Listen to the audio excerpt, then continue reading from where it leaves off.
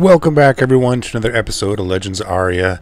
Today again I am on my archer. I got that itch, I'm doing that push.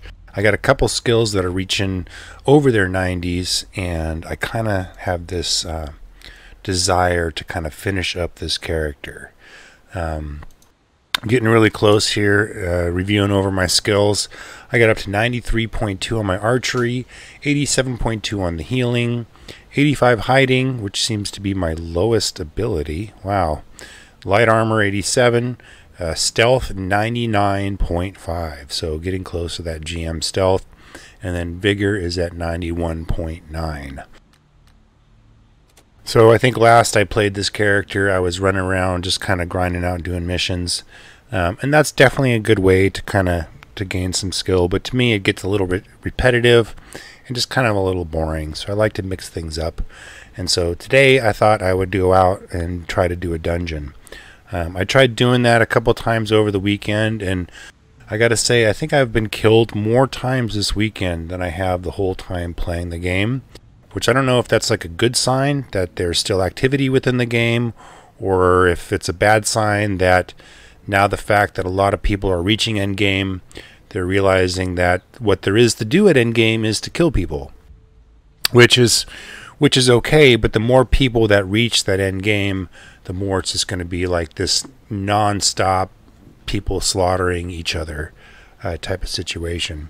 And the world may feel really big because they've limited kind of like the recall abilities, and also you know, a lot of people just can't get around quickly, especially the reds. The world's actually really small. And so playing in such a small world, the amount of the population of the people that are reaching end game and deciding to turn red and kill people is quite a few, and so it's making for some interesting weekend adventures. So I think I'm all set up with the arrows that I need, some bandages that I need, and pretty much all set up to head out and try to go get some skill gains. My stats are really close to where I want them to be. I need 2 more strength, and then I think this character will have his attributes right where I want them for the time being, and of course until they change something or change things, then I may need to change them again.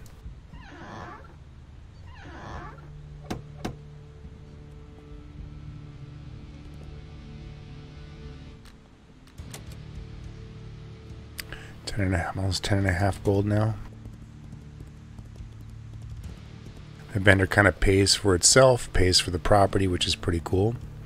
Oh, and then also that house next to me fell down. That really huge house that was right here, which is so cool because it's not in the way anymore. But I thought I was going to be able to extend my property one more space over, but unfortunately I can't because I guess this tree's in the way. So I may not be able to expand my property or be able to buy a bigger house for that location.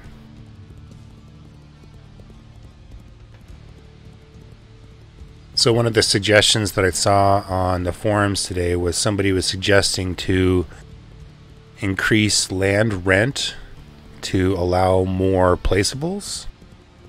And that seems like a better solution to me. I'd rather have one more placeable in my house than to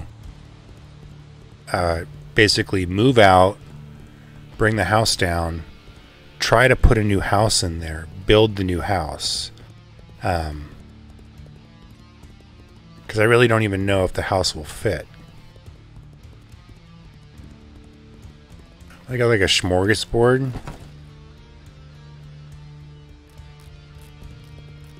Smorgasbord of fish.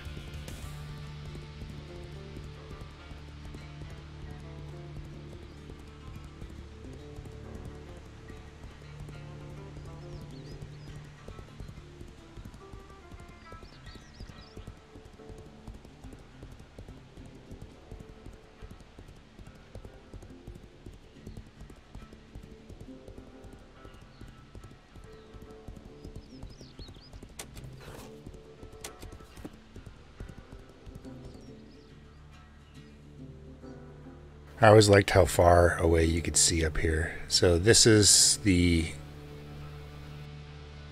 Oh, you can't see the new area they put in. Or maybe it's behind this here. I bet you it's behind that. But that's the carpenter there off in the distance, and that's the stables way, way off in the distance.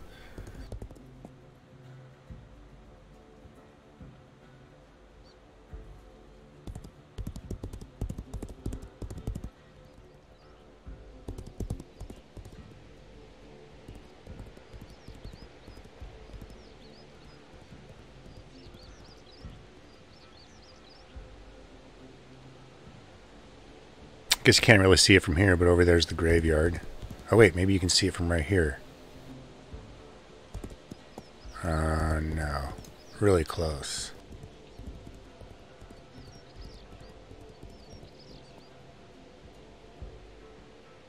Still, all you see is a trail. Hey, what's up, Dirt Bar?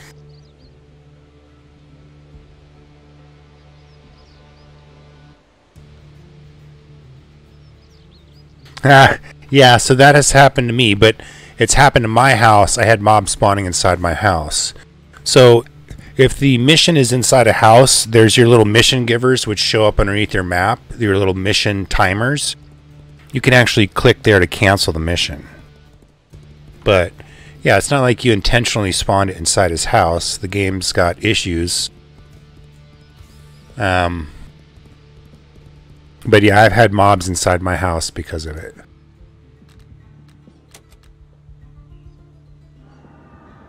So how is the skill gain there for you?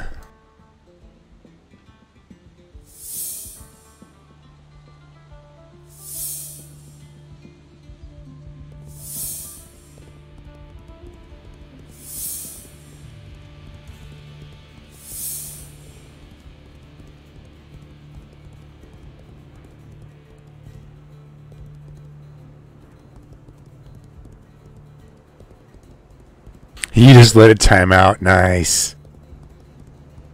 Well, yeah, if you're going to be an asshole about it, I'll just leave it there. Oh, that's good.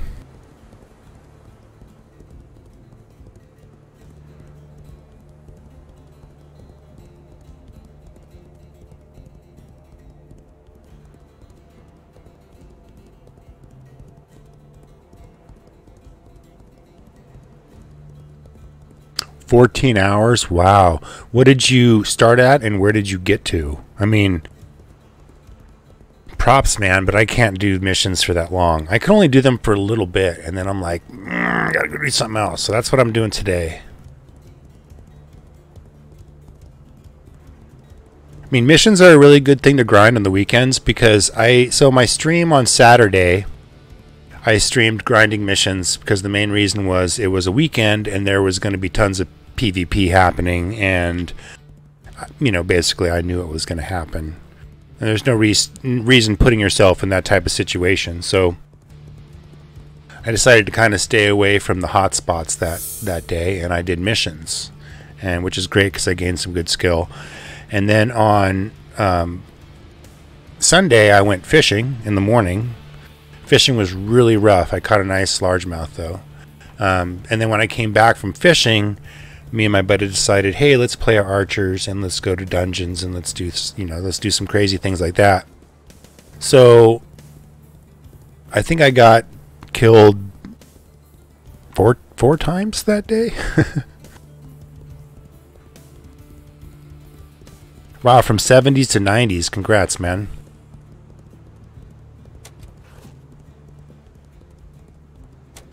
So yeah, I'm just running through the oasis headed to a dungeon, expecting kind of the same thing that happened to me over the weekend, but we'll see what happens.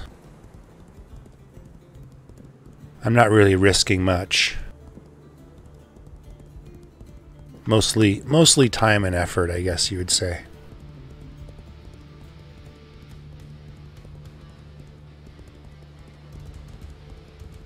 So Ian Smith, the time I see less PKs is early morning my time, Pacific Standard. So they seem to be stronger in the weekends and stronger in the afternoons after work. So when I get home from work, it's about 6 o'clock. It's about 6:30 when I start my stream, Pacific Standard Time. That means it's, oh look, there's some shit going on right here. So it's about 6:30 my time. That means it's almost a 9:30 on the East Coast.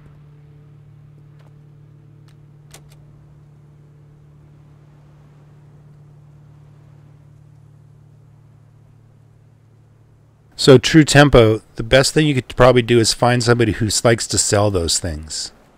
So maybe a vendor has a nice stock of them, or you can ask around at the bank, like buying boards, bricks, iron, and maybe somebody would be willing to sell them to you. So that would be your best option, I think. So scouting out vendors and then asking just at the bank, like wanting to buy scenario.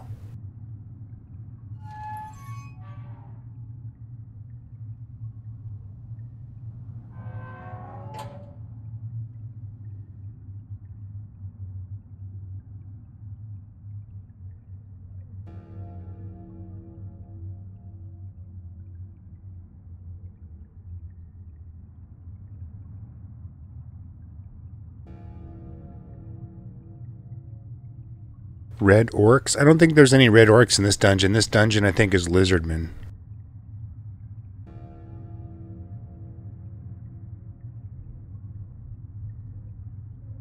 Oh, there's Camello, a ghost.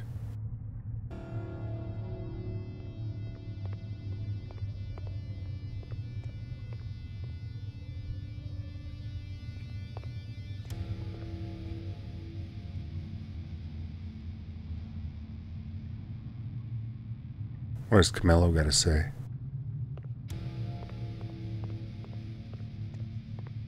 Failed to hide.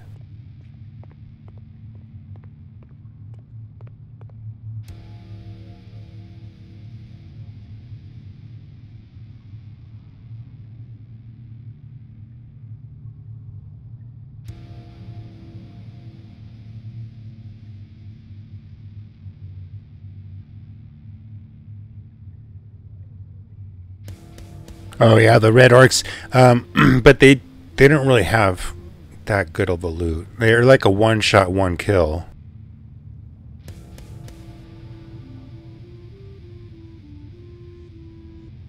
So true tempo, the vendors that sell materials would be player vendors. They're not NPC vendors. So when it comes to iron, stone, and wood, that's one of the things you cannot buy. Oh look, there's pure. You can see I'm in the corner of my screen.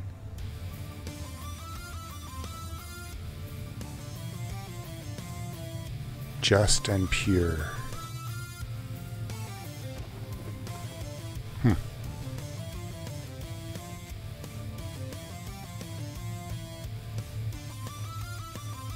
They're a large group of pure.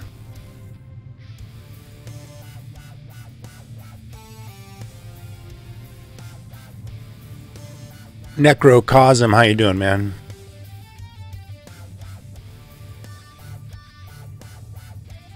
So you can place, the first thing you want to do is place a deed, and you have to have Donald Trump's corpse.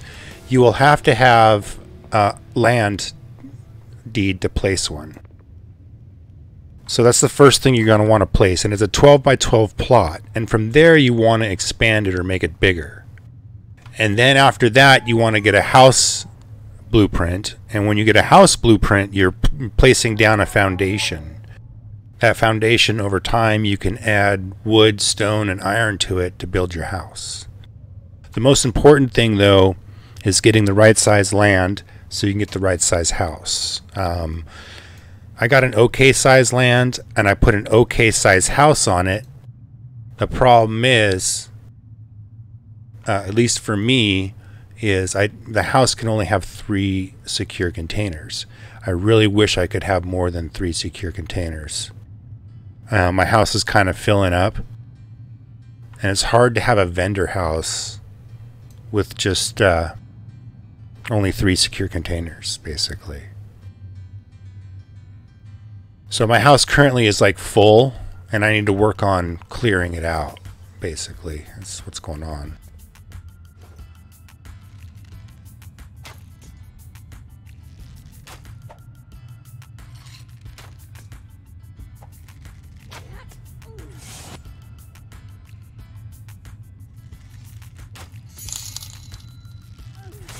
True tempo.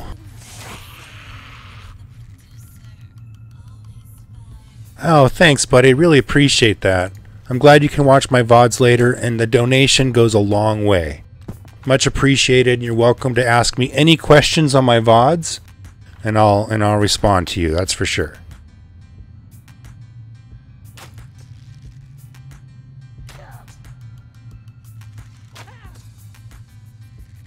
And True Tempo, if you want some help building your house, bro, I'd donate some time to help you.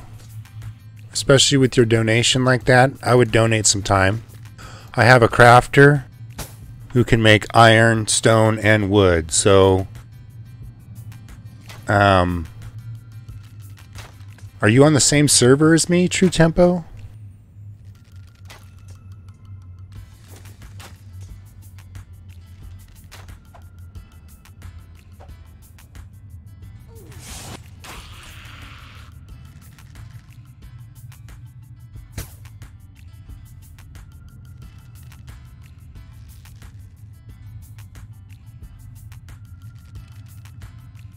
The Panda Lake, I love the new dungeons. I love the new second level. Again, I'm a little greedy. I wanted them bigger and deeper, but I'll take what I can get. So I love playing around in these new dungeons. That's for sure.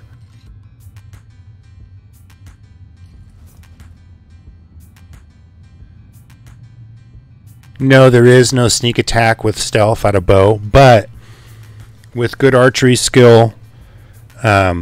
With a really nice bow, with some really nice arrows. The overdraw shot, I hear, can do about 200 and something damage. So out of stealth, I can queue up my bow.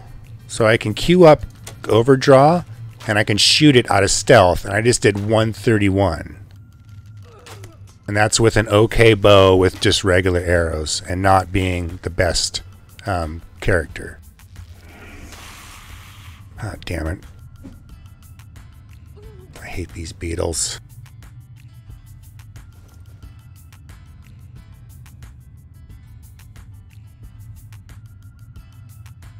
These are not the hardest mobs in the game. They are pretty close, though. There are some of the hardest mobs in the game in this bottom level. There is a dragon, which I would consider probably the hardest mob in this bottom level. And then there is gorgons, which are those snake bitches that shoot and poison. Those are another really hard level, a hard mob.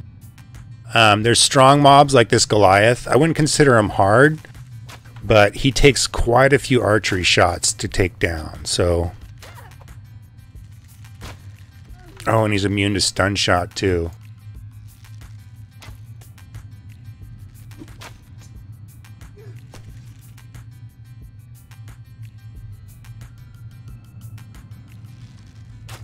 But the thing about mobs on the second level of the dungeon is I'm pretty sure almost any mob except for maybe the lizardmen can drop a level 1 or level 2 skill book. And so I've gotten them off beetle, and I've gotten them off, so these venomous beetles here, I've also gotten them off the fire beetles, and I've gotten them off the those snake bitches. I don't go closer that way. Off the gorgons. So rumor has it that they actually drop off any mob on the second level, but I would probably say that the lizardmen are a good exception. And see, these things aren't really that powerful, but archery does such little damage to them. Oops. I didn't mean to do that. That was a mistake.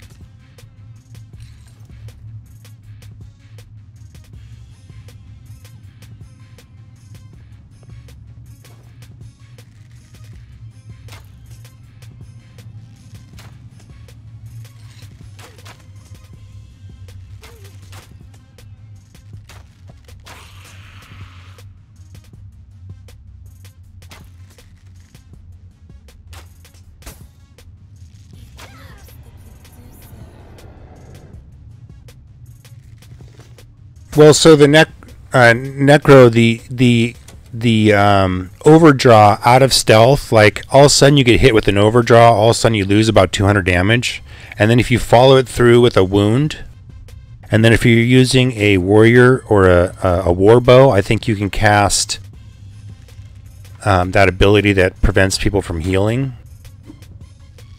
And then you do one more overdraw, and they're down.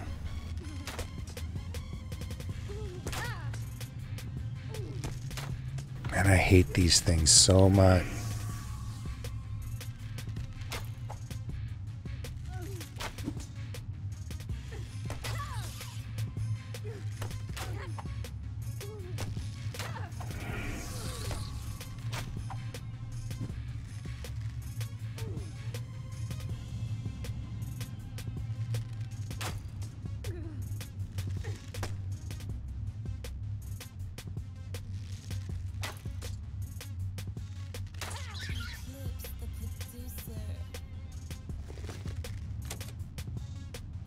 Afraid. For a second there, I thought it said fancy. This is Grand Theft Auto 7, bro.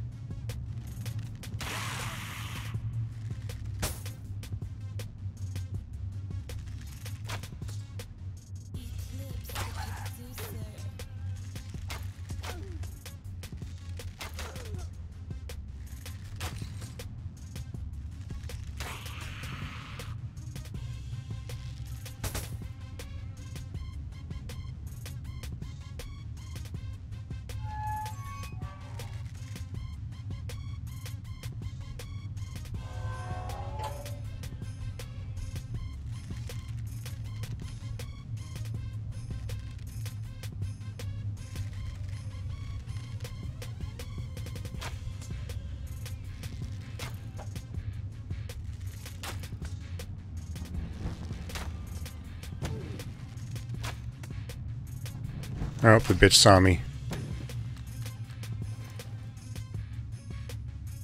Damn it. So I can't take those by myself.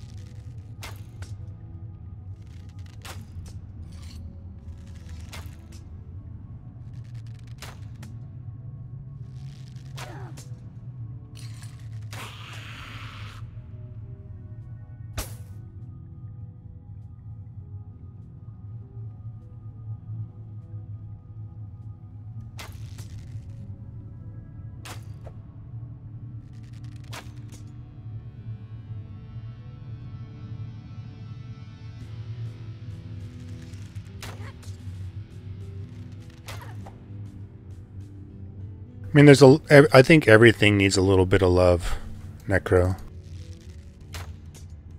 all the crafting professions seem to be lacking. Some are more than others, especially like cooking.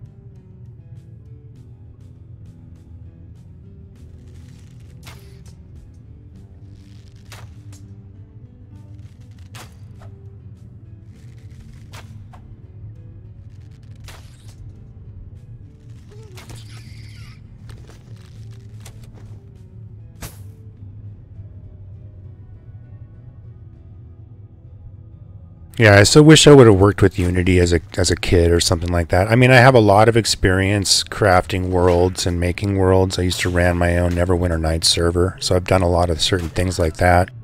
Did a lot of dungeon mastering as a child. I've created worlds, I've DM'd worlds, I've maintained online community worlds. I've done all kinds of things like that, but I don't have any experience with like Unity. But I mean, I can understand placing assets, moving, resizing, shaping the worlds, setting up interesting points of view, and it would be really, really fun, I think, to work for this company and be able to craft areas and zones and dungeons. And God, it'd be so much fun. I just eat that shit up.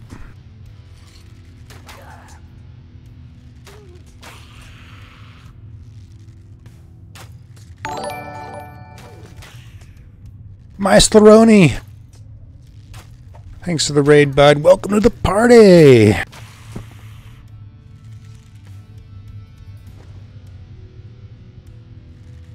I did check out their listing, and I don't have the qualifications, but let's see. I don't want to fight those guys.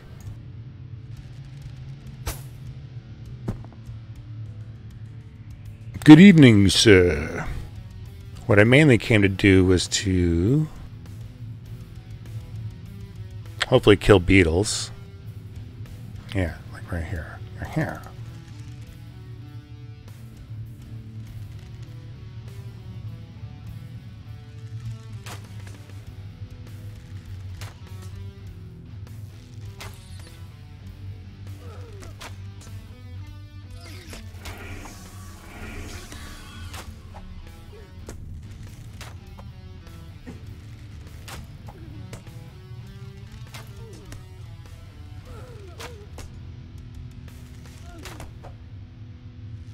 Yeah, archery skill. These beetles probably take me to 100.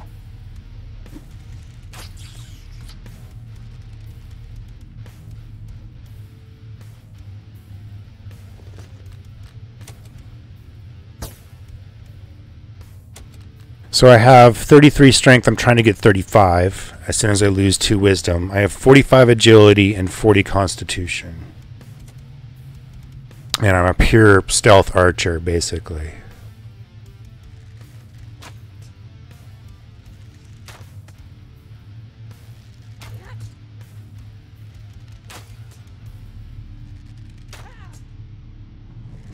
Yeah, no will. No will or wisdom. I mean, I can wear jewelry. So what I'd probably be doing is wearing +3 jewelry for will or +3 for wisdom. If I wanted some points into those. But so 45 agility is the spot where you gain the extra tick. So you gain 15 agility, 30 agility, and 45 agility. That's when you gain the attack speed bonuses. So that's why I'm at 45 agility. At 40 con, I think you get the most bang out of your buck for hit points.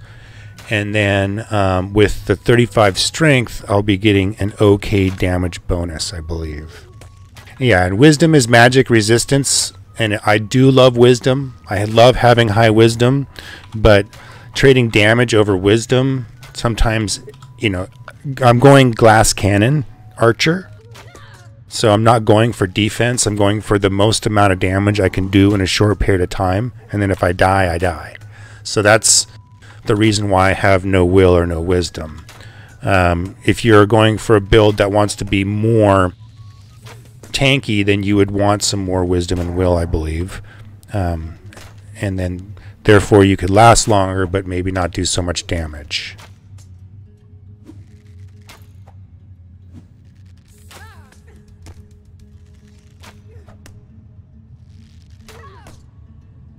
Yeah, so I'm going for like an archer sniper build, basically.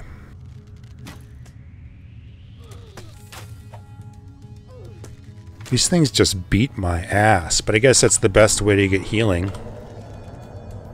Best way to get healing skill up and my light armor skill up.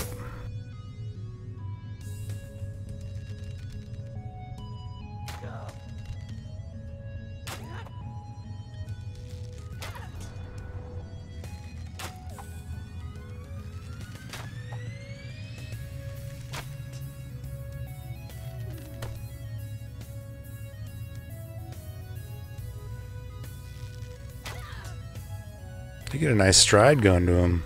Oh, and another beetle's up.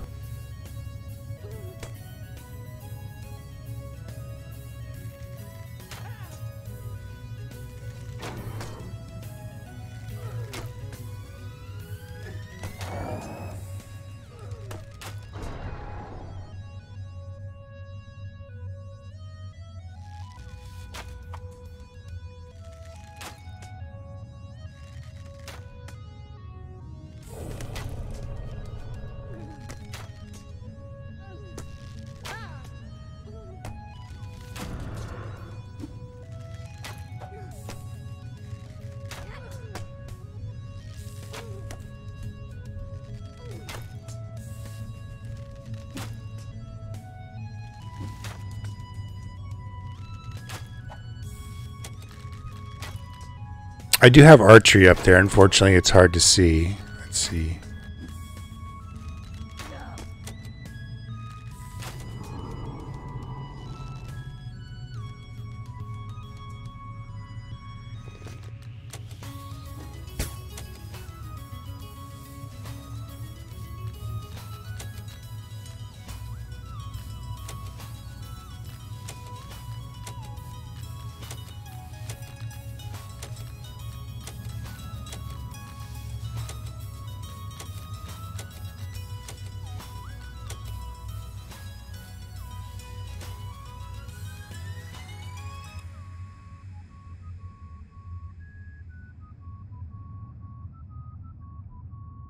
Almost time for my GM stealth.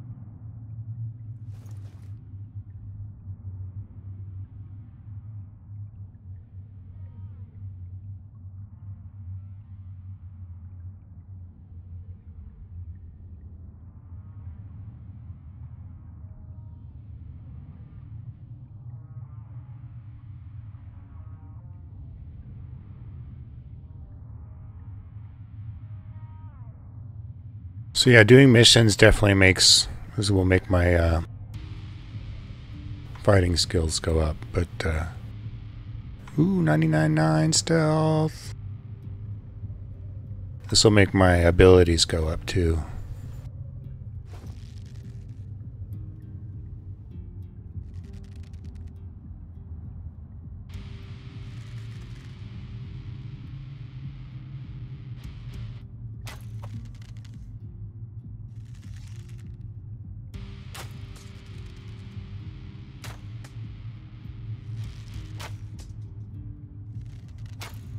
So these guys will give me gains too. Getting gains at this level is so slow, it's like a little discouraging, but I try not to think about it and just kind of do my thing.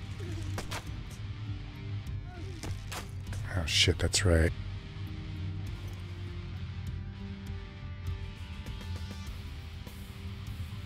Bam! GM stealth.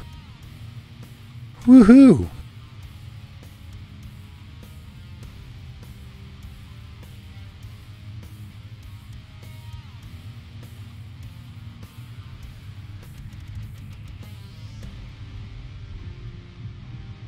Nice.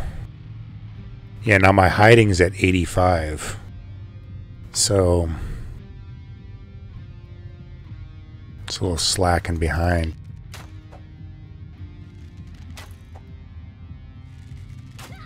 Dirk, dude, you're always welcome to come join me, man. I just can't guarantee your safety. You know what I'm saying? I mean, I'm streaming, I'm putting myself live, I'm not delaying. I'm not, you know, putting myself at risk. Oh, no, no, no, no, no. Get away from me. Little sneaker. See that?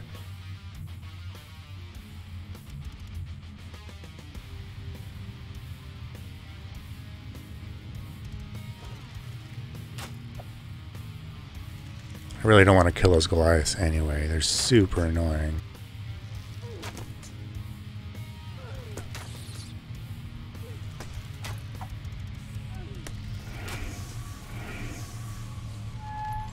No, don't do that. Don't go outside. No, no, no, no, no, no, no. Okay,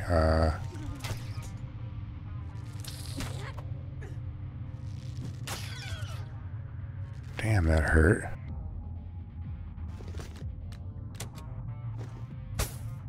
Yeah, 2 stealth archers would be pretty sick in PvP, that's for sure. I do have the wound shot, which slows people for 3 seconds, and then also the stun shot that stuns people for 3 seconds.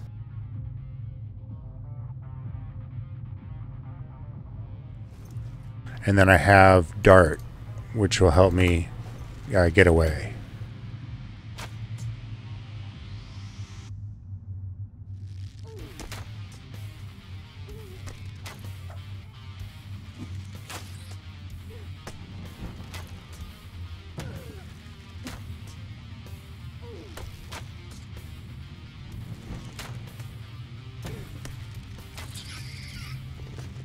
Ooh, look at that. +5 will ring. Too bad Will's not really that cool. It's pretty sweet though.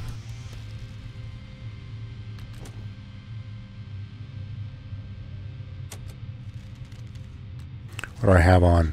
A slightly worn +1 will ring.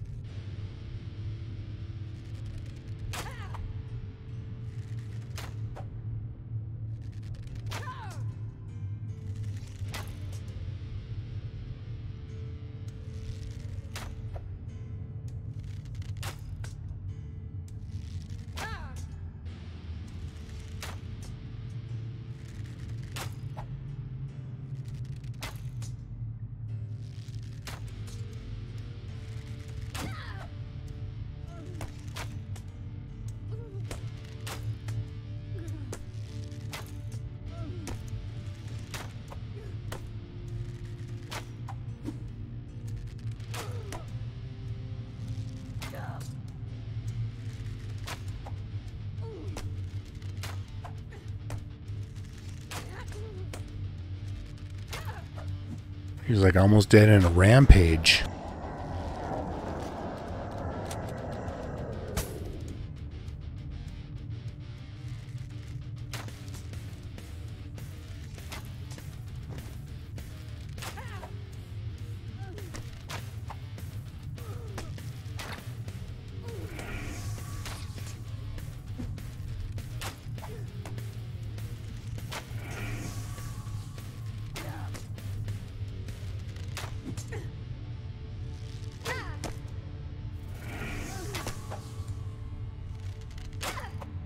No, this place is not guarded. This is in the wilderness.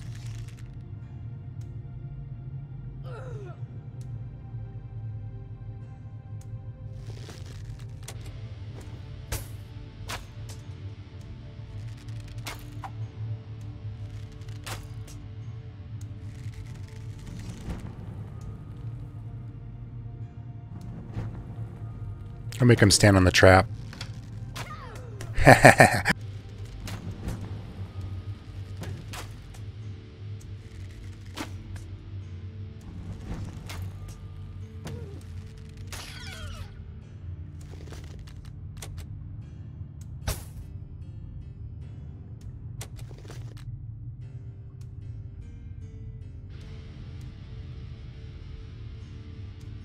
Well, you know what? I'm going to count my blessings. So if Dirk, if you're on your way here, sorry, but I'm going to recall real quick. I can meet up with you again if you want. We can group up. But I'm sitting at 83 silver. Hey, it's time to bank.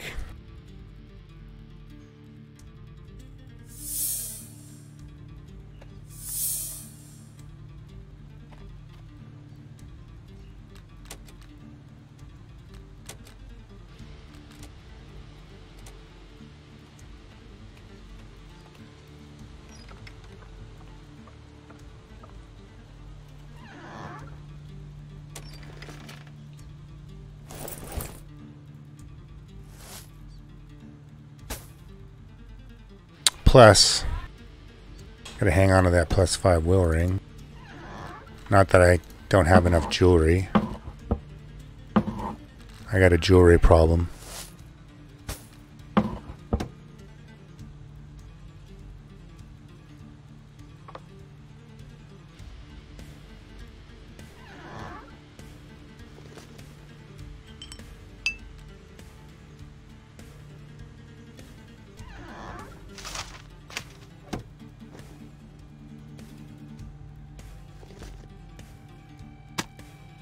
Only 3 sickly eyes? That's sad. So I shot off about half my arrows, I think, when I was there.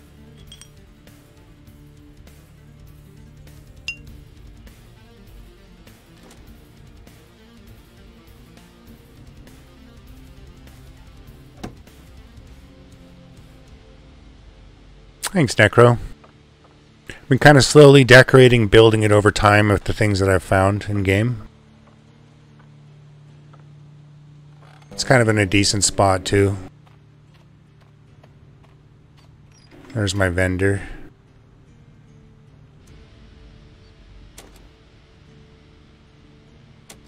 So it's just kind of like right outside of town.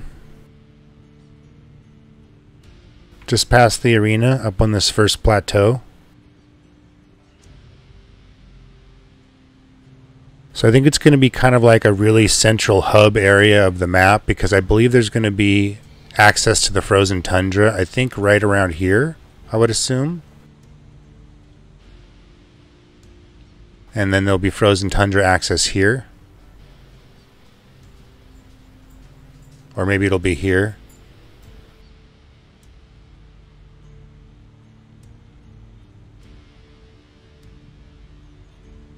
And then when the, what is this, the Outlands open up, there's probably going to be Outlands access like right over here.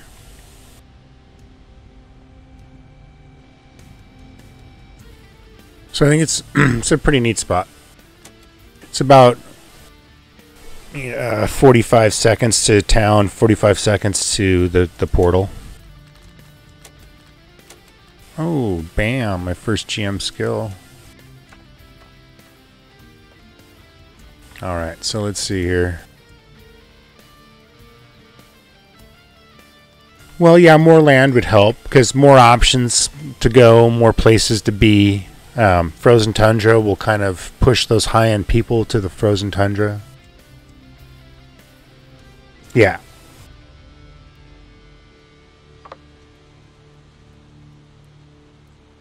Let's see here. So that was about a 45-minute dungeon run.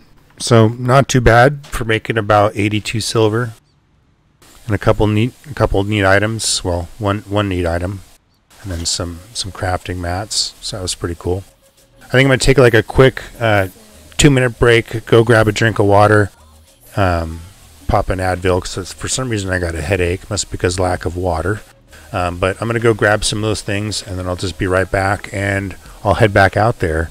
And so if you wanted to join me, Dirk, you're welcome to join up. I think you know where my house is. You're welcome to meet me here if you want to, but I'll be right back in like 2 minutes. So.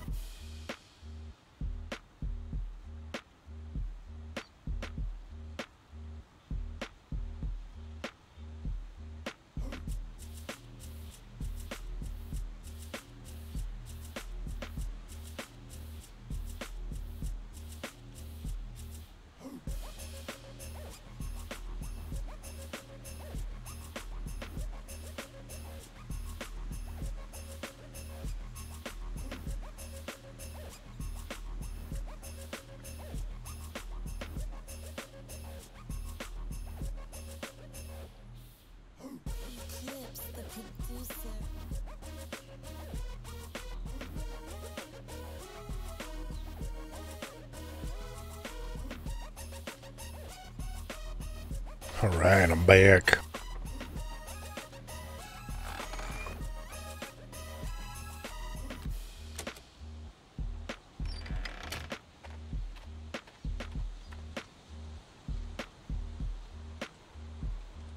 Oops, that kick from group. Oh, I thought I accidentally invited you to guild.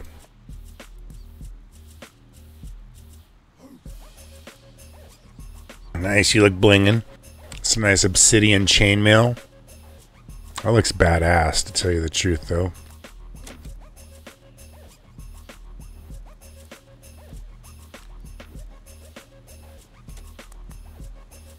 The beast hide looks pretty sweet for chicks, but I died. I lost like 3 beast hides in a row, so I was like, you know what? I'm going to go back to some basic store-bought leather armor for a moment.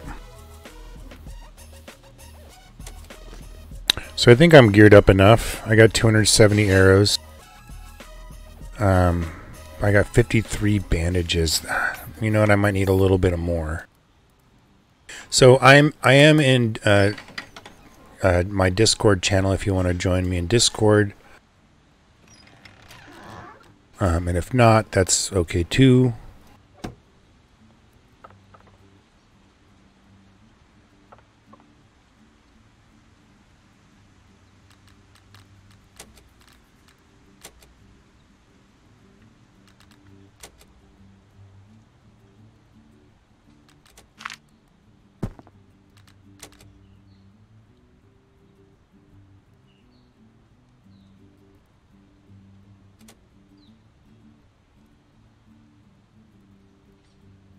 Feeling like I should bring more arrows, but I don't have more arrows here. I'm gonna have to go to town.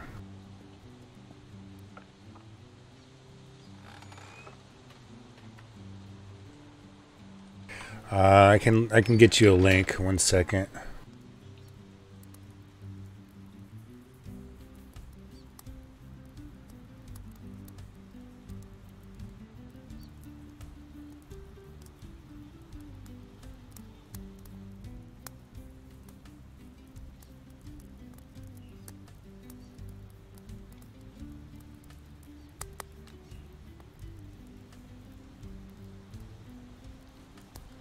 So I think that made it to you to be able to join the Discord.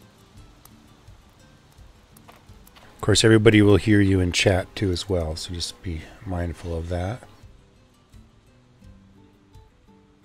And I need to go to town real quick and get some more arrows out of my bank, and then I'm ready to go to the Mage Tower. So if you want to meet me at the Mage Tower, yeah, we'll do that.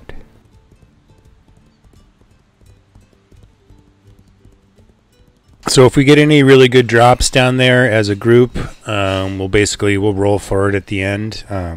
Basically, if you get a good drop, the goal is to just recall your Hearthstone your ass out of there. A good drop meaning a skill book.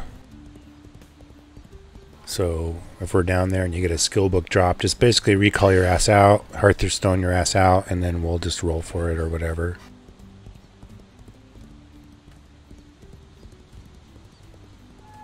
Other than that, I think +3, +5 jewelry, +3 and +5 jewelry can drop down there too, which is pretty decent.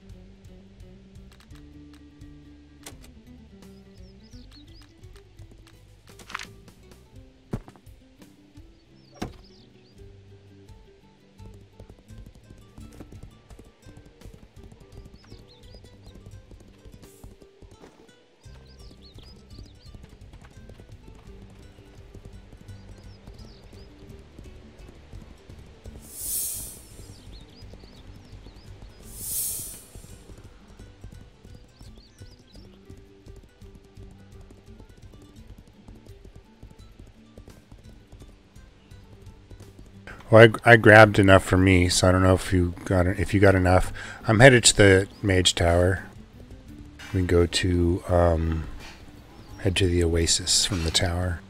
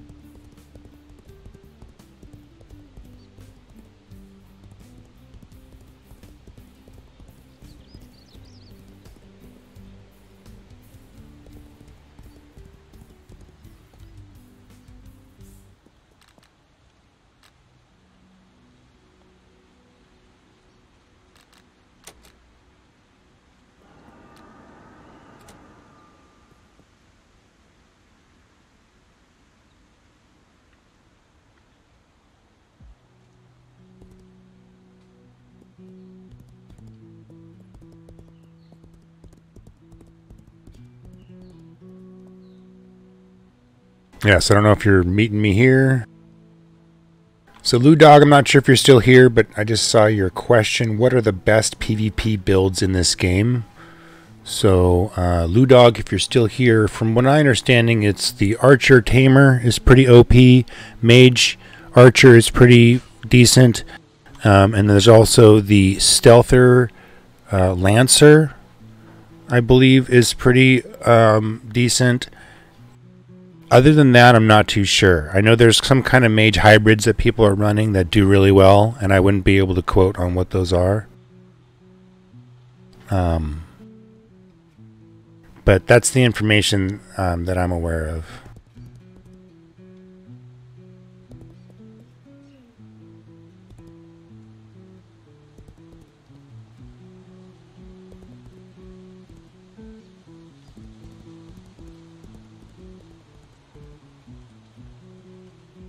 Nice. So, Lou Dog, if you're actually thinking about getting it, hang out, ask me as many questions as you would like. Also, if you do !LOA in your Twitch chat there, you'll be given a link to my affiliate store. My affiliate store is part of the Marquee Dragon store, basically, and we still have Founders Packs available, I believe. Also, just the basic $30 pack access to the game.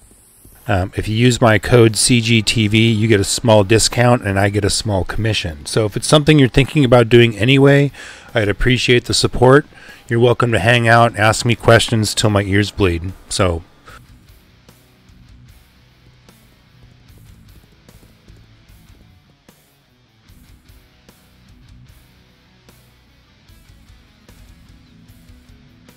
Dirk, do you want to meet me somewhere? So I'm basically at the Elder Gate. I'll meet you in Eldir.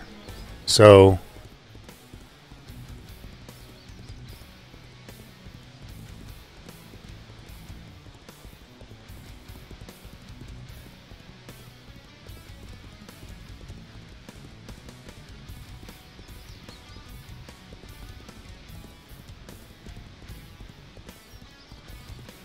oh yeah, Lou, nice. What kind of character did you have in UO? I mean, everybody had lots of characters, but what was your kind of most favorite character that kind of stuck out?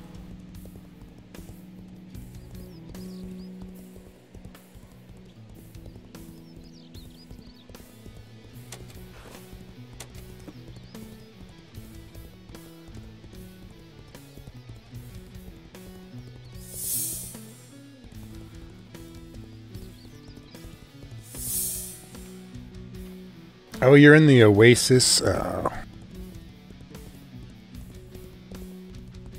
meet you at the Oasis Mage Tower. An Alky Mage, but was short-lived. Haha, explosion potions. God, I wish they had explosion potions in this game. I loved explosion potions. They were fun.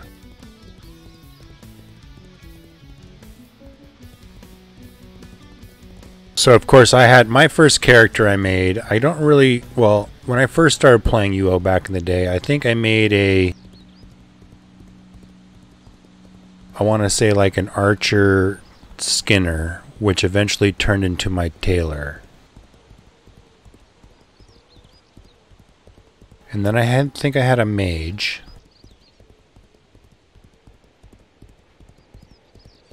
And then I made a Thief... PK. Actually, no, I had a blacksmith early on too. Yeah, so I did quite a bit. Man, it's been so long.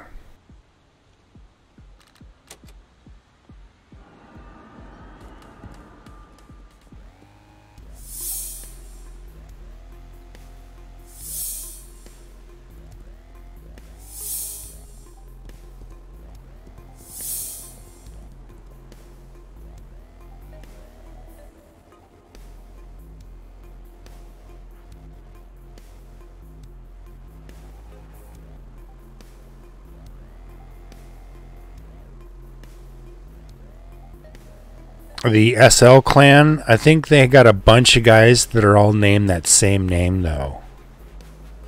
So I don't know if it's the same dude, because there's a bunch of Astaroths.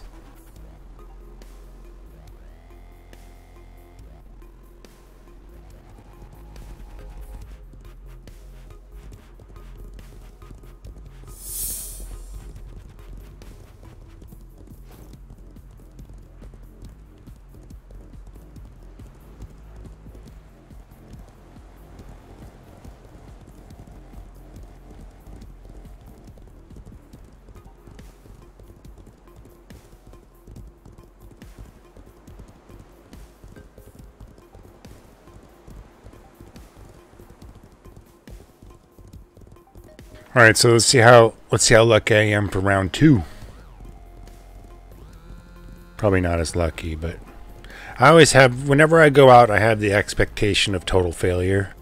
And then when total failure happens, you're like, yeah, I failed like I expected. And then when you make it back with 82 silver, you're like, yeah, nice. So I never really set myself up with false expectations. Lou, no. So what I did is I made a tamer mage for my first character. And a lot of people don't recommend doing mages at the beginning, just because there's a big expense in getting the scrolls you need for your spell book and then being able to get the reagents you need. But I did a tamer mage, and I used magery to heal my pets mostly. So that's how I gained a lot of my beginning magery, and then I would use poison to help my pets as well. And I started out attacking things with groups of horses. I mean, horses are nice because you can store them as a statue in your inventory, and then when one of your horses die, you can just summon another one and make it attack. And so I was using horses to actually kill things and make money. And then I started collecting reagents that I was getting out of bandit camps. And then from there, I started casting more spells. And now I'm a full-on tamer mage that has a wyvern. I can run around and do some badass shit. So, you know, a lot of people tell me, what's the best way to do this? What's the easiest way or whatever, etc. And it's always kind of my opinion is the best way is the most fun way. And if you're not having fun, you're doing it wrong. And some people min-maxing is fun for them, and so, you know, if that's your fun, then you do it. But I'm trying to kind of enjoy the whole experience and the whole way. Like, a lot of people use macro programs and they've macroed their hiding and they macroed their stealth, but I didn't macro. I did pretty much a lot of mine manually. And what I mean a lot of it is that I had the luxury of working for an internet service provider, so I can be on the phone for tech support, and when I'm not on the phone with tech support, I can walk around and stealth and do that sort of thing. So how I got a lot of my skill at the beginning was playing semi-AFK at my ISP.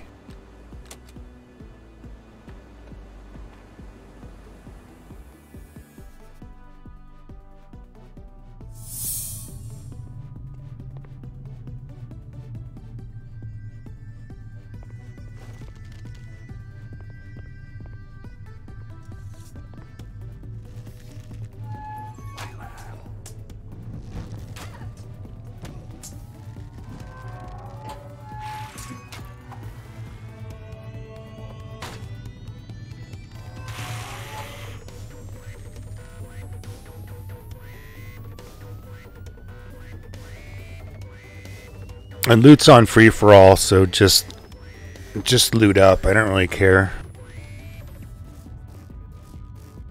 But if you get a skill book, you should just recall out or just hearth out, and then I'll meet you up. We'll roll for it.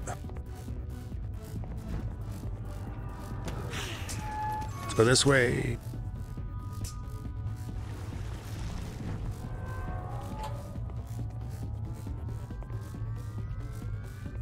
We're going straight down.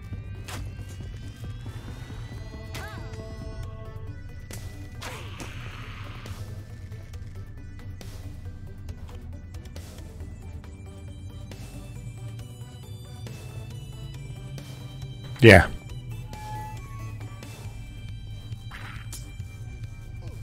We're gonna go straight down, Rex. No. Straight down, Rex.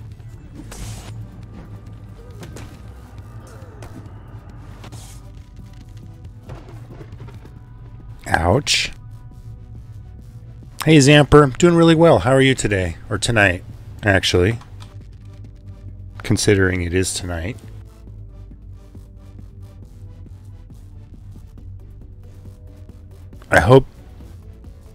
I hope, Dirk, you know where to go, bud.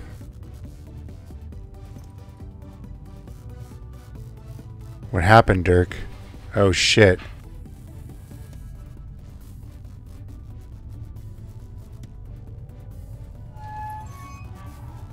Come back out, bro. Come back out.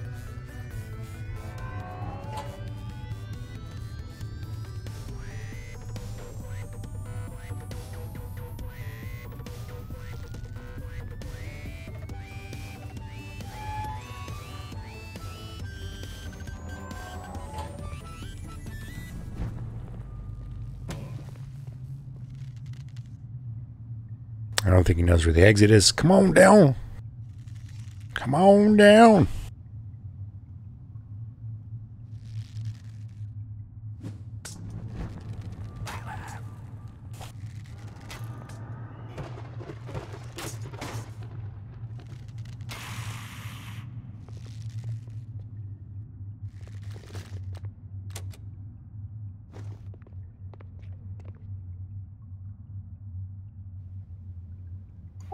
Can you hear me, dude? Yeah. New headset? Oh, you got it? Nice. Yeah, it feels nice. Sounds nice, dude. Good. Oh my god, it's nice. He's not making it down.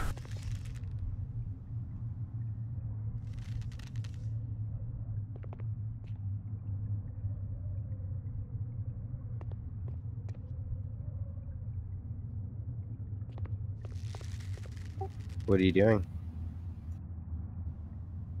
I'm in a dungeon with a viewer trying to get him to come down to second level. In the Oasis dungeon. For some reason, he's not seeing how to come down, I guess. Who's that? His in-game name is Rex. Oh, that guy, yeah. It's a little confusing for me. I when you first went down, I was like, what the heck? And I even ran by that hole twice and didn't even know that was the way down.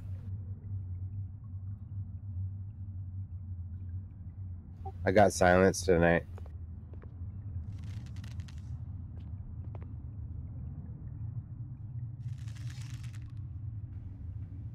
Stand next to the ladder, Dirk, and double-click it. Takes you to the bottom level.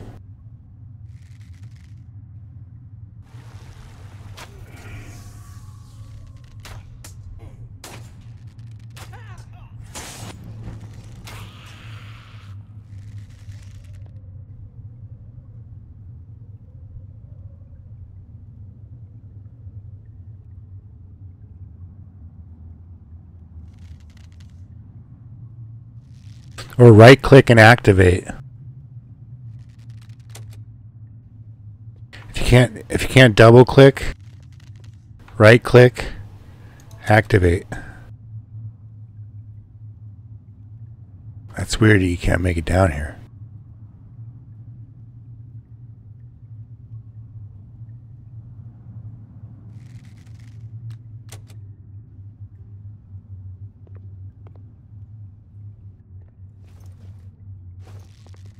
I got silenced tonight.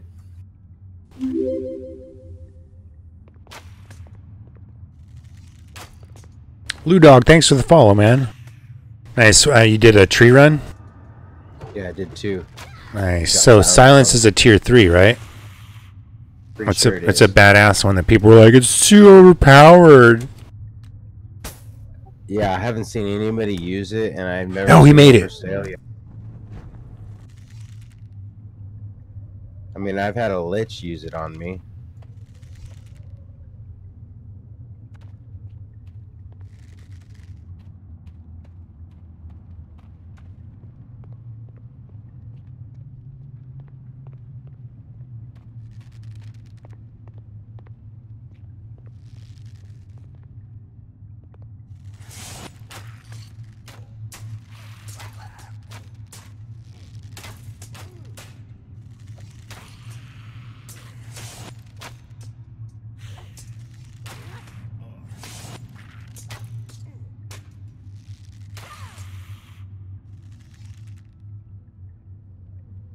So swords, the further you go down in a dungeon, the harder it is. So the second level of a dungeon is harder. The open world map basically has areas that have hard level mobs. So I wouldn't consider one area harder than the other. Besides that, there's wilderness PvP areas. So yeah, this character currently has 93 archery. So that's what I mean by 90 plus, is that you work on your skills. Very similar to games like Ultima Online. So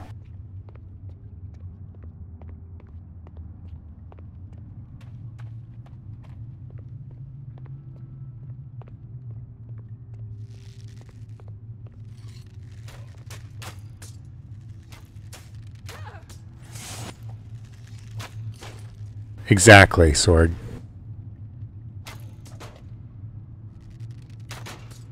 It is not alpha, it's early access.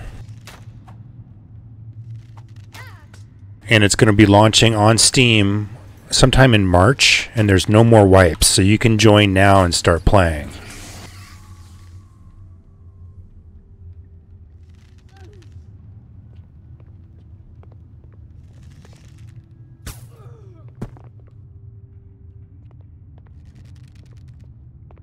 Early access. I mean, they stopped calling things betas anymore, and they just start calling everything early access. So it's just early access, basically. Oh shit! He made it through the door.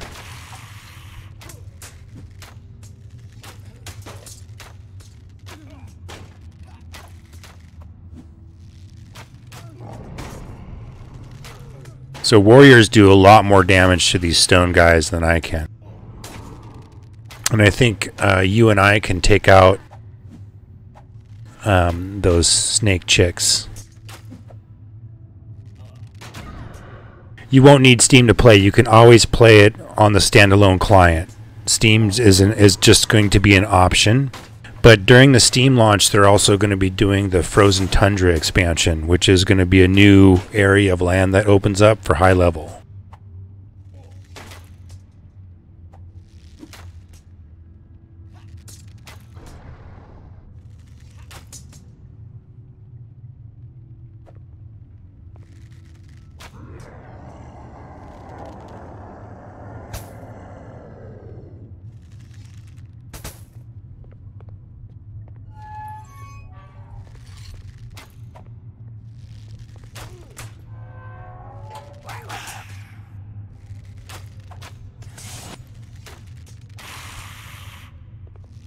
So if we get a Gorgon on us, everybody gets right on that Gorgon, do as much damage as possible.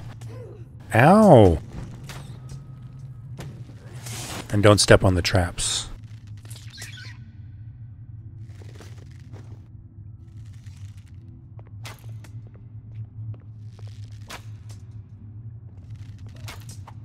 I'm just auto-attacking because it's more efficient, yeah. So I have wound, which doesn't work on NPCs, and then I have stun that does. I have a stealth ability, I have a sprint ability, I have an overdraw and a bleed. So typically I like to save my stamina in case a PK shows up. So that's why I'm just being conservative.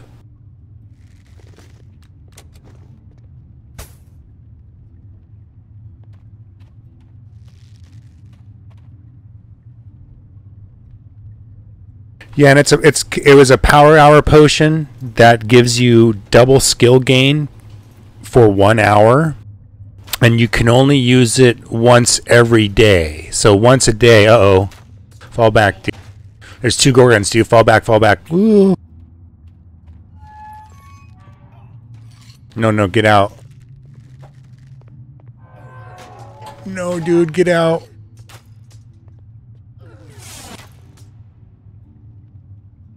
Yeah, that's what happens. Shit. Okay. Oh look, O'Connell's here.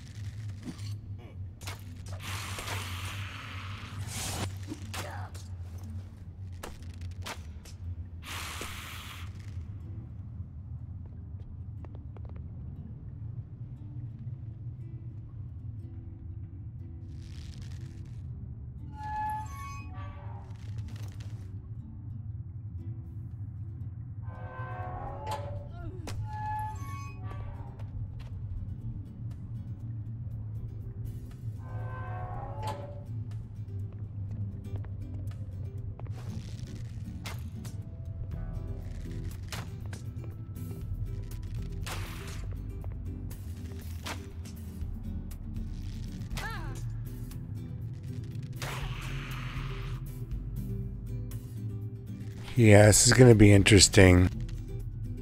I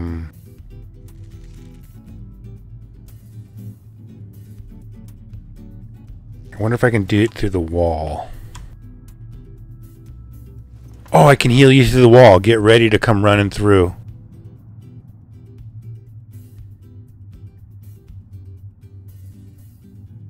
Yeah, those Gorgons are bad, so you have to be careful for the Gorgons.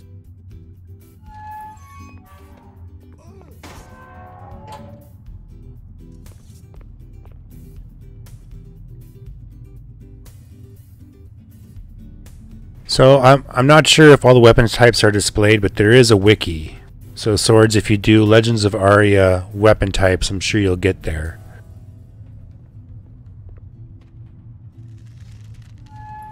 Yeah, O'Connell will take care of this shit, dude.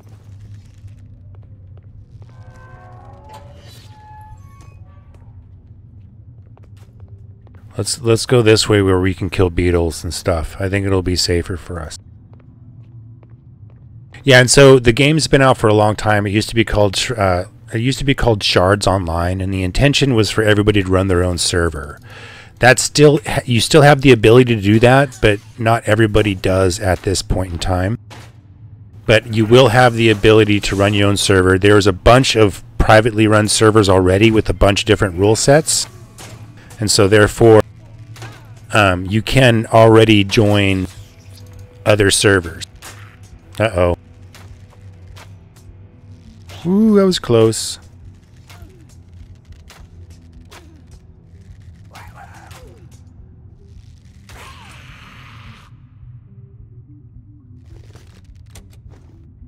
And so they were working on Shards Online for a long time, and then what they ended up doing is realizing that the game's not going to really sell unless they sell a world with it. And so they decided to design Legends of Aria, which is the world in which Celador, the location or the continent that we play on now is.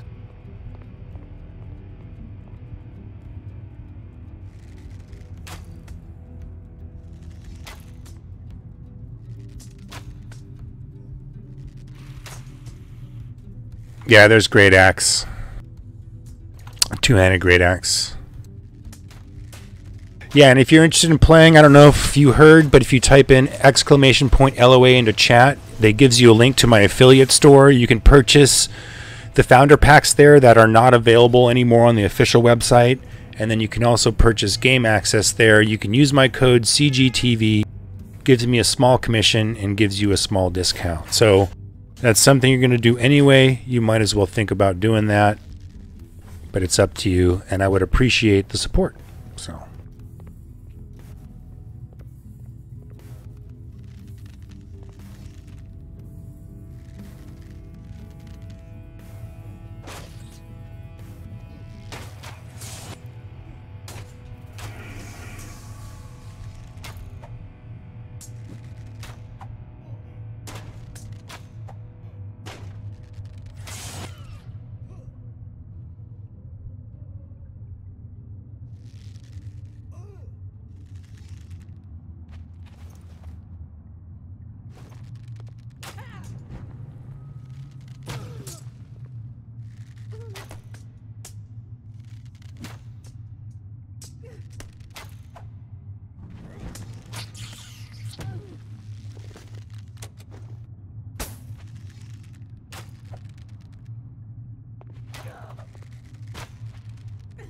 Immune to stun.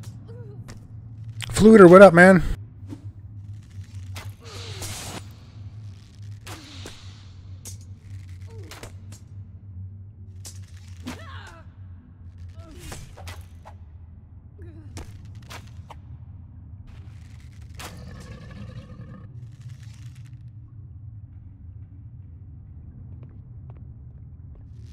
I don't think those guys drop anything.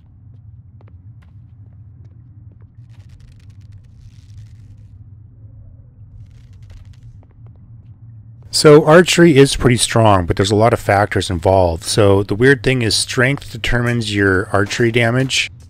Agility determines your archery speed. So you need to have decent strength and also decent agility.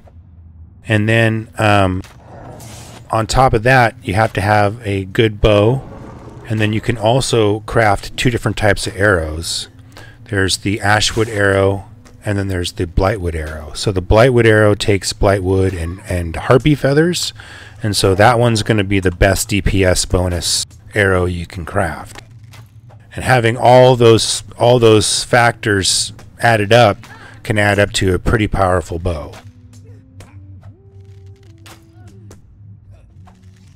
This guy's thumping me.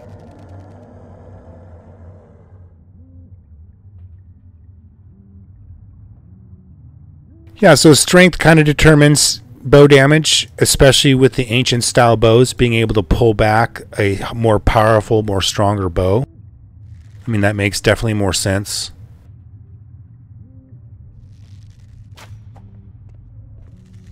So damage and speed.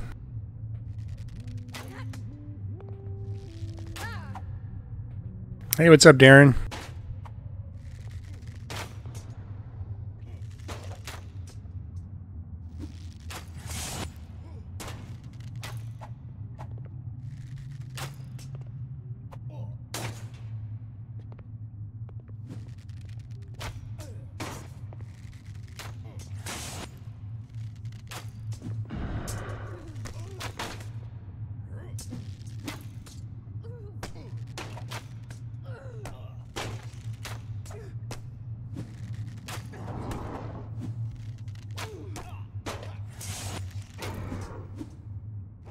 I'm playing with my archer today. It's not playing with my character that has my wyvern. So I haven't played my wyvern today. Well, actually, no. Today for lunch, I took my wyvern to my usual camping spot. I went and camped the pirates, and 1 pirate captain spawned, and I got some pirate pants, some peg leg. I was gaining some good archery gains on that. 93.6.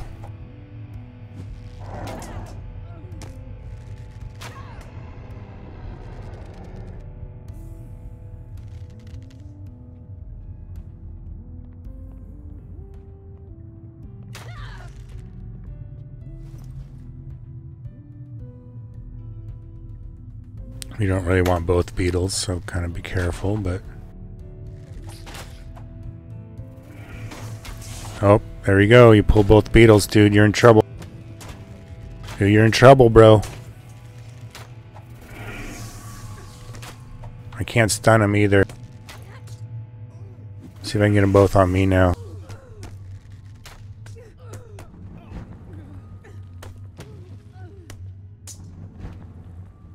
Ouch. Oh, no, no, no. Don't get stuck in there.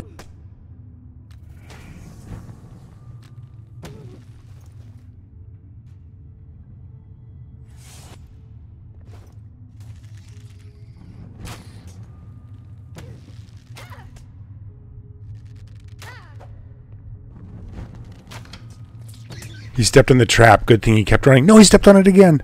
Oh, careful, dude. Those traps.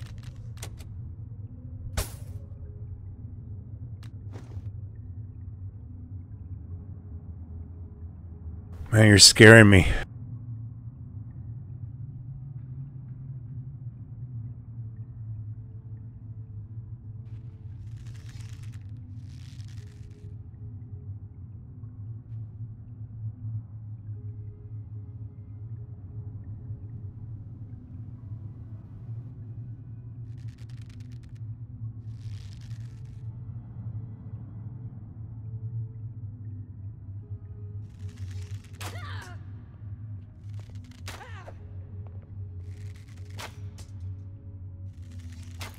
Well, this is how you learn, Dirk.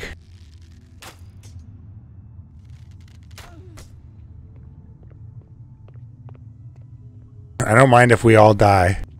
So don't worry about that.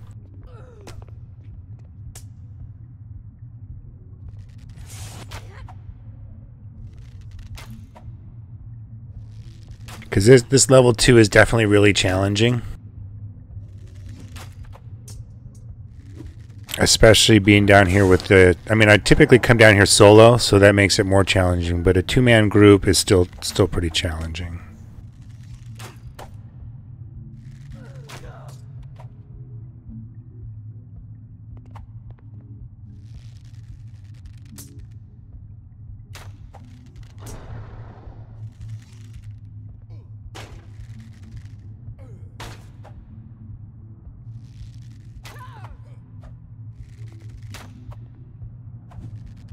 Yep.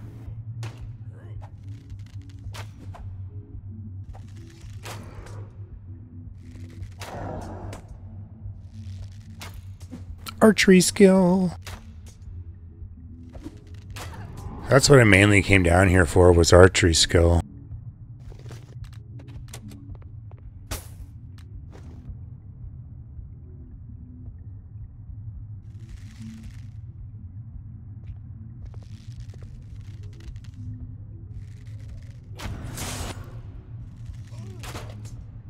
Melee does so much more damage to the Goliaths than archery does. It's amazing.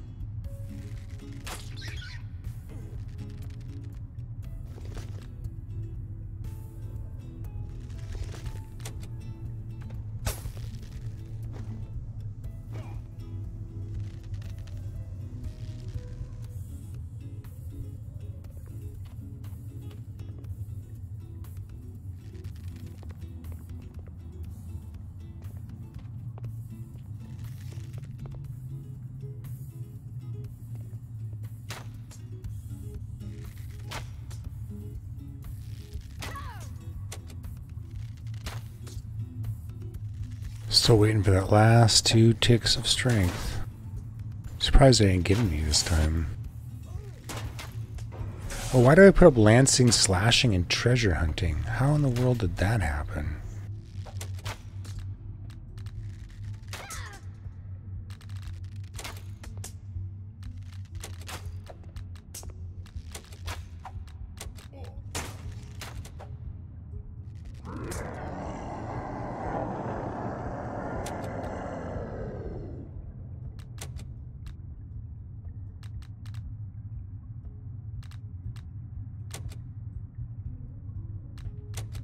Because it was on the same page, that's why.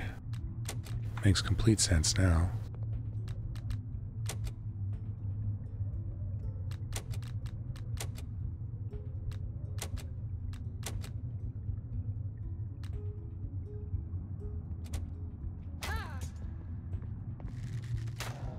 There we go.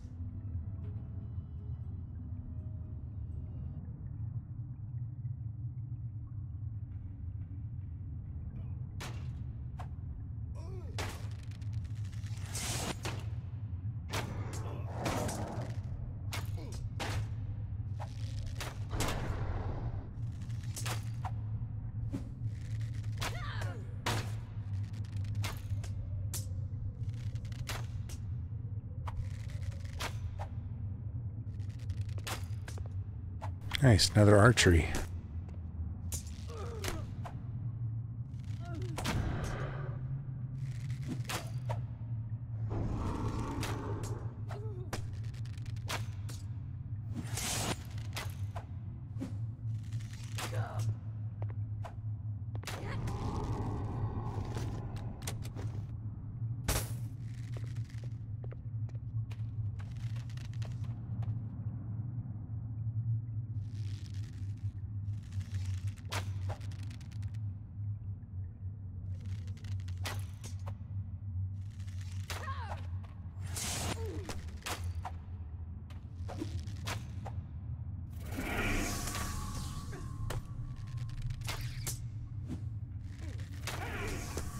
Nice, another archery.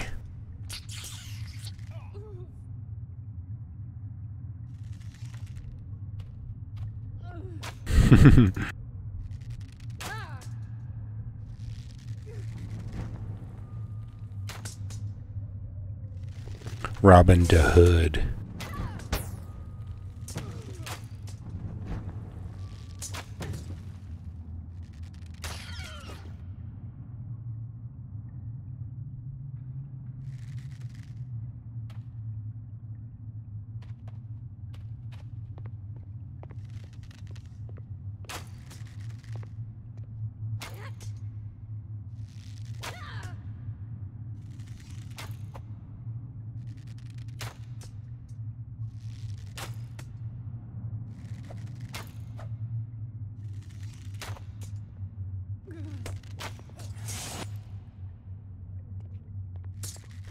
Failed to hide.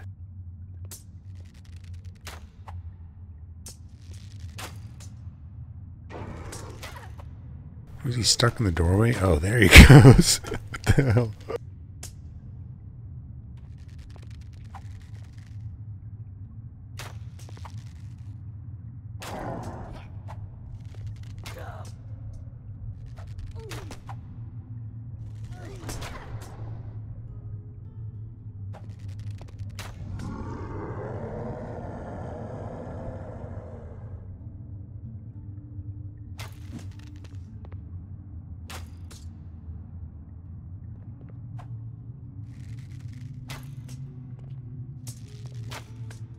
If you want to use the Chris, you need to use the, well, you could do the pretty much the exact same build as me, but you could do was it piercing?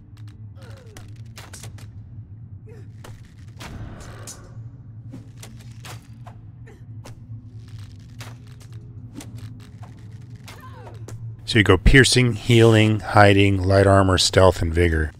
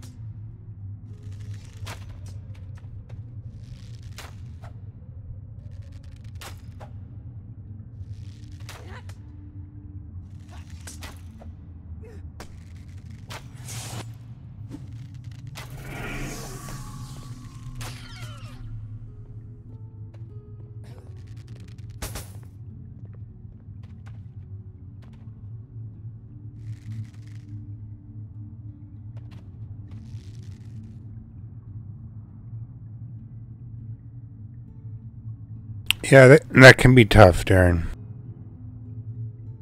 I mean, I used to stream full time, and I used to stream like 8 in the morning my time, I think is when I started, or maybe it was at 9 o'clock my time, which was like prime time EU playing time. So I used to play quite a bit with a bunch of Europeans, and then later in the day I'd play with a bunch of Americans. So it was actually kind of fun. I would stream for like 8 hours straight. Or I played a lot of EVE online, and then I would play other things too as well, but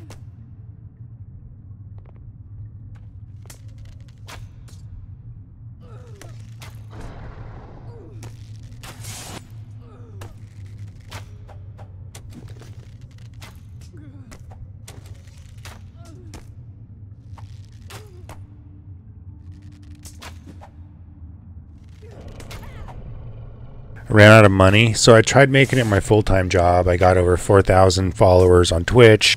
I had up to 300 viewers per day on average, and Twitch would not make me partner. And so I tried other means to get revenue, doing commission sales and stuff like that. I tried to apply for a job that would allow me to continue to stream, which I didn't get. And so, you know, follow your dreams, and the money will come. Well, I followed my dreams, and they didn't tell me that the money does come, but it just kind of varies in quantity. So I did get money, but it wasn't enough to me to maintain doing a full-time streaming, even with finding other ways of getting commission and certain things like that. So I had to go out in the real world and get a job again and work full-time. And the jobs that I've had since kind of took a lot out of me, so I wasn't able to come home and stream. And the job that I'm currently doing is a lot more mellow. I work at an internet service provider doing customer service, and I do tech support, so I am able to come home a lot more relaxed, spend a couple hours streaming, and kind of got back into the swing of things. So. And then also having a really fun game to play makes a big difference. So there's been a lot of shitty games out lately that have been not fun at all. And to try to play those on stream would just be not good for me or for any of my viewers. So if there's nothing good to play, then I don't stream it.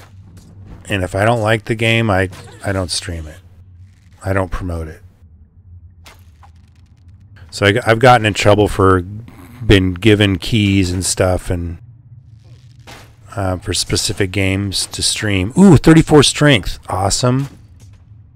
And I haven't covered those games. I've given them a try. I've played them for like 15 to 20 minutes, and I said, no, this isn't working out for me. I'm not going to do this. And I'm not going to post a negative impression review online about how their game is terrible and I don't like this and I don't like that. So I try to remain positive and just say positive things.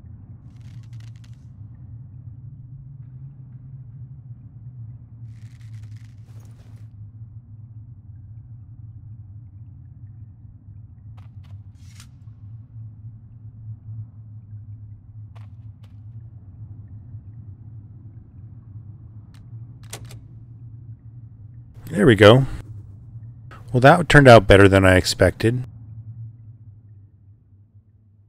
So he was down there for the first time. He died once. I was able to save him, and we were able to recover and maintain, and I got some skill gains. I'm sure he got skill gains, and we made some money. Yeah, so I play EVE off and on. I used to play EVE quite a bit when I would stream every day. My favorite thing to do is wormhole and nullsec, low-sec exploration in my Stratios. That was my bread and butter right there.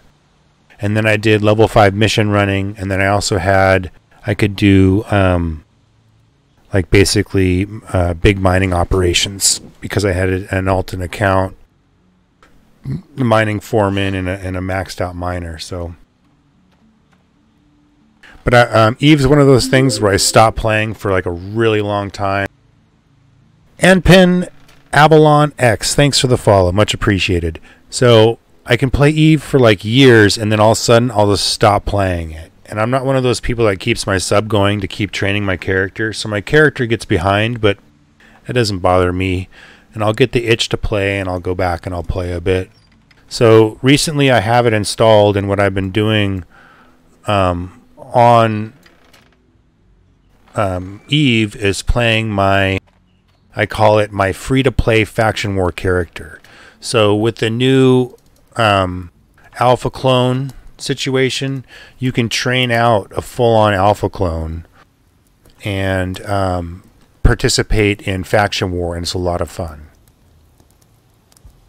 Yeah, Dirk, do the yeah, we can do it many times, dude. And if you do the Discord setup, the communication's a little easier, and we survive a lot better. And I think it's a lot more fun too.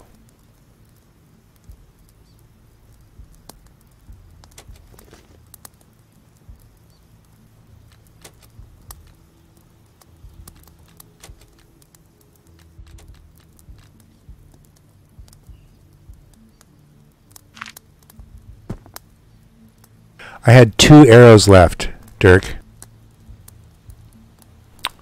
2 arrows. No, Dirk, that's yours, bud. If we were to get a book, I would say let's roll on it. But that +5 ring, that's all you.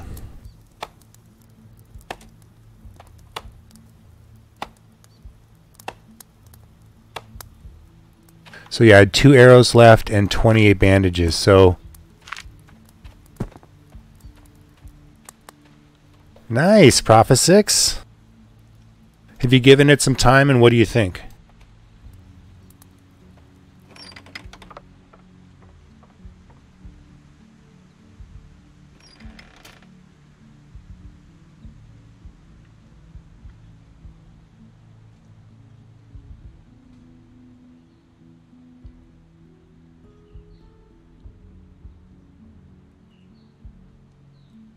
So, Lou Dog, it really doesn't matter.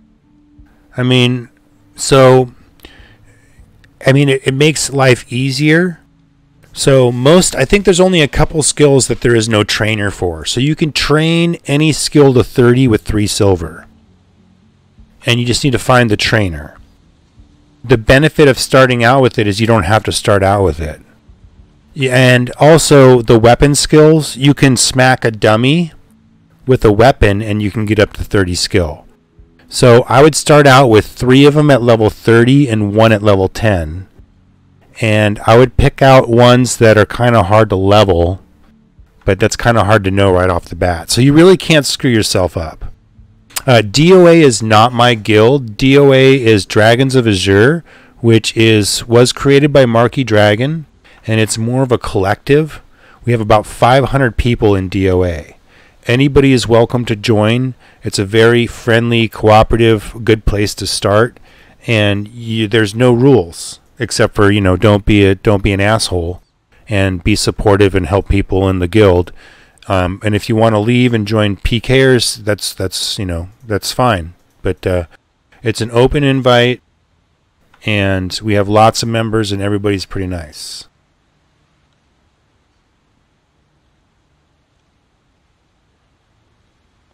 Yeah, Prophet 6. I spent I have 2 years of premium in Albion, and unfortunately I got bored pretty quickly.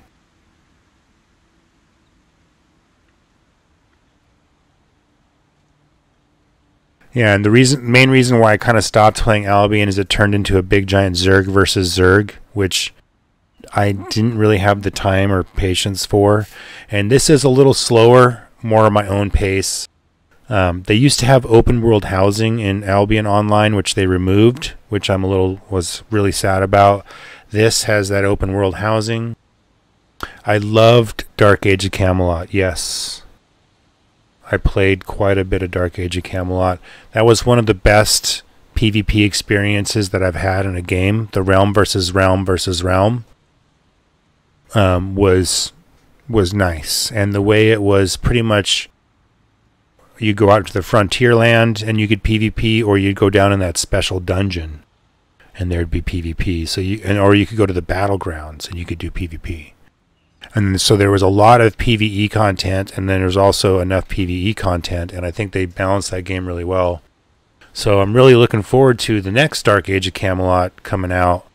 But again, I'm one of those people that are trying not to put money into early access Kickstarters too soon, just because I end up either burning out on the game, or it just turns out not to be the game that I really wanted it to be. And so my Kickstarter has pretty much turned into only early access games, and even that is really, really limited.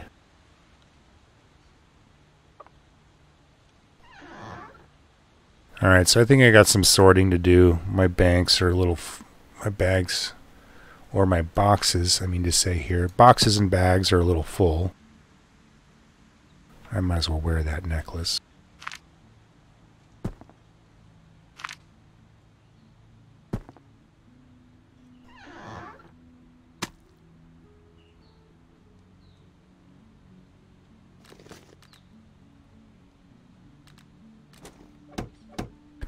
Sickly eyes. Gotta love my sickly eyes.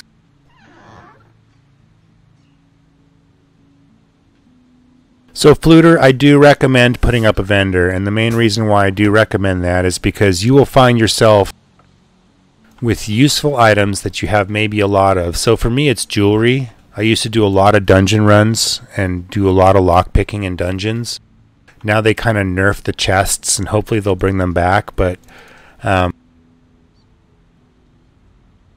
I've had a lot of stuff, so why can't I click on these things? What's going on? Is the game crashing? 420 hit points. Why can't I look in these chests? Okay, anyway, there, the chest opened. So I have quite a bit of jewelry and an overflow of jewelry, and so I keep my vendor stocked consistently of jewelry, always, and I keep them at pretty decent prices so people can always come here for jewelry. The other thing I try to keep is try to keep horses stocked, and then I have a lot of things like old recipes, reagents, specific things like that. It's weird I can't click on things. It's like bugged. I don't know what's going on. I'd probably have to log out, log back in. So this vendor here, this plot is 1 gold, 2 silver every week. Yeah, so 1 gold, 2 silver every week for a 14 by 23 plot in my house. So this vendor pays for my property. So is it worth it? Yeah, because it pays for my property and I don't really have to worry about it.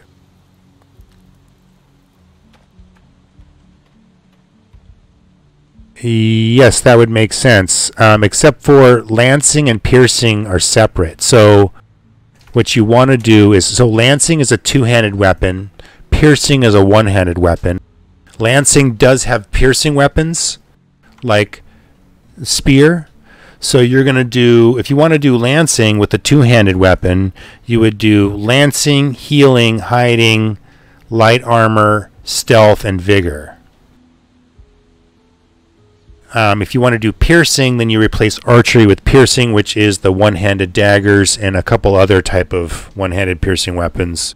Mostly daggers, I believe. Dagger types. And so you do piercing. You don't have to do light armor. Some people have controversy over light armor, but basically what light armor does is if you have 100 light armor, then you benefit the most out of the light armor you wear. So you can still gain some armor class by wearing light armor, but it's best to have skill in light armor.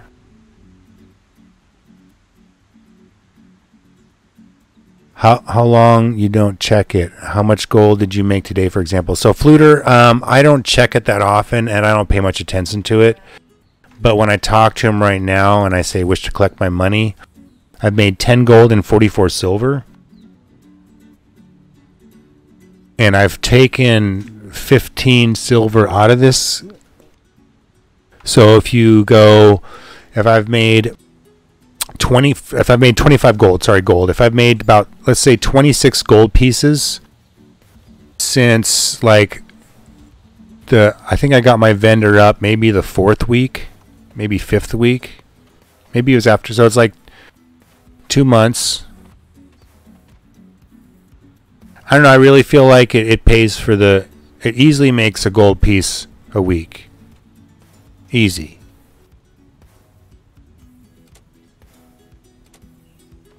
And I really need to diversify and put more things in my vendor. I need it. The more time you spend in it, the more things you have, the more consistent and stuff it could be. All right, you guys. Well, I'm coming to my 2-hour mark. I typically keep my streams kind of short and sweet, maximum 2 hours. My stream schedule is on Twitch. It's Monday, Wednesday, Friday, Saturday, sometimes Sunday. It depends on if I'm fishing or not. And I stream mostly sandbox games. I stream to Hitbox, YouTube, Twitch, and Mixer. Most of my VODs are on YouTube, so you can go check them out there. Also, check all the links below my channels to help support what I do. And basically, I just like sharing games that I love playing with other people and interacting with the community. So thanks for chatting up, you guys. Thanks for showing your support today, to just being here and chatting with me. Thanks again for the donation, True Tempo. If you're around, that $15 goes a long way for me. Much appreciated. You guys are awesome. And as always, keep on gaming, and we'll see you guys next time.